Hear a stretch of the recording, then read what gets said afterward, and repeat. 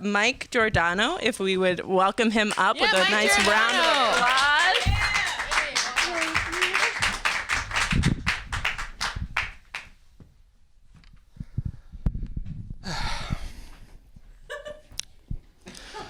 So I'm a bullshit person.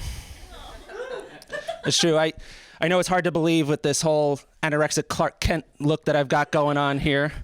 But it's true. The signs were there early. When I was 3 years old, I memorized green eggs and ham.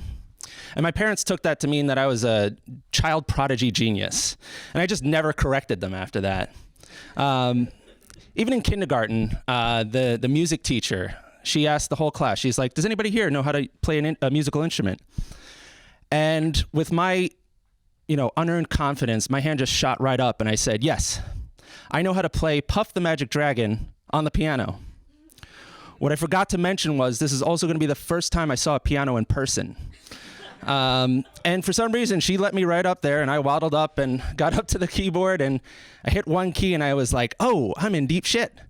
I have no idea how to do this.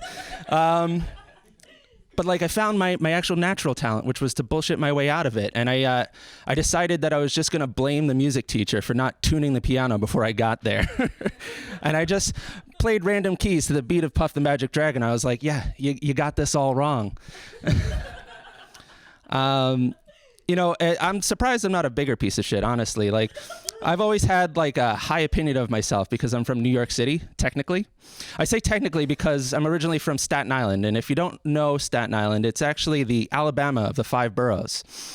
It's this, wretched swamp that the Dutch were using to throw away their garbage. They paved over it and then filled it up with garbage people. It's a surprise that I convinced anybody that I was smart as a child, because if you've ever heard a child with a Staten Island accent, it's like Elmer Fudd after a shot of heroin. Even now, just recently, I took a check your privilege quiz. I was waiting for my score to, come out, and the website just crashed. Apparently the servers caught fire, and I just really felt like it was really unfair that I didn't get my score.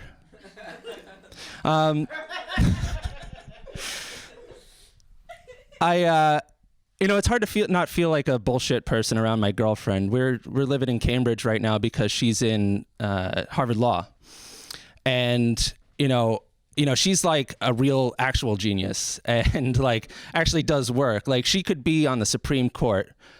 Well, I guess now anybody could be on the Supreme Court. I probably could be on the Supreme Court.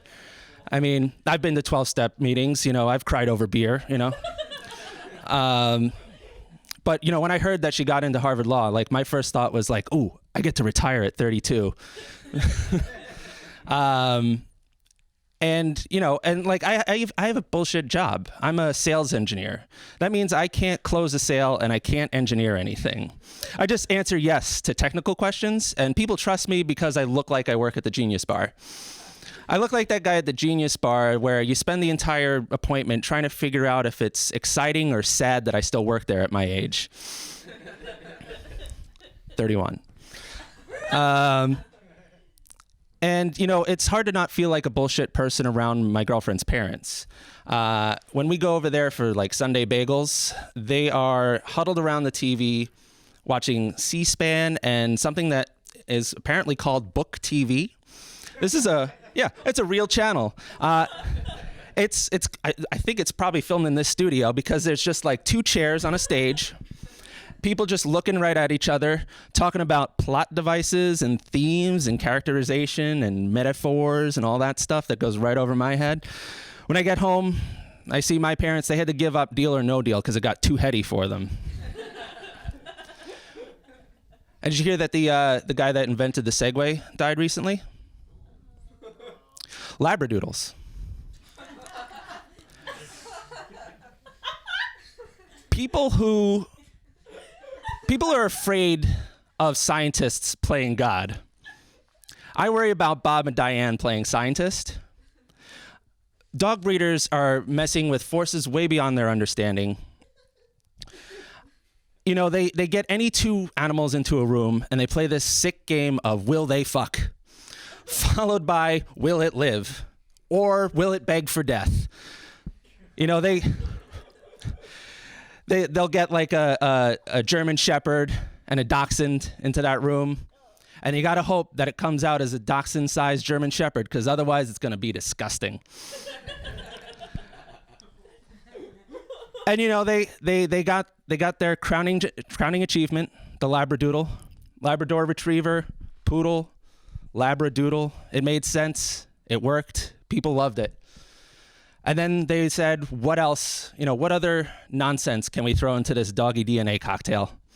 And we'll just use the poodle as the bitters, you know? Golden Retriever, Poodle, Golden Doodle.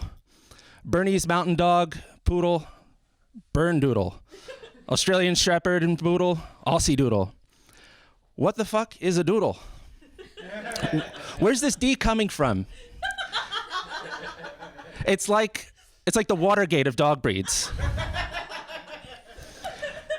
And it would probably be okay if they, you know, were at least a little consistent about their nomenclature, you know?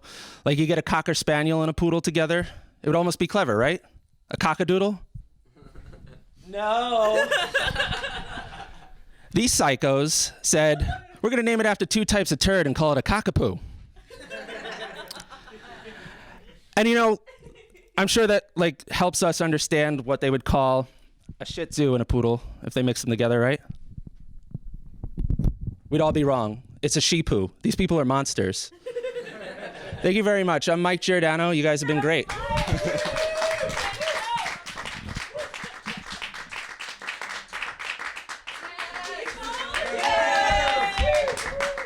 Yes, great job, Mike Giordano.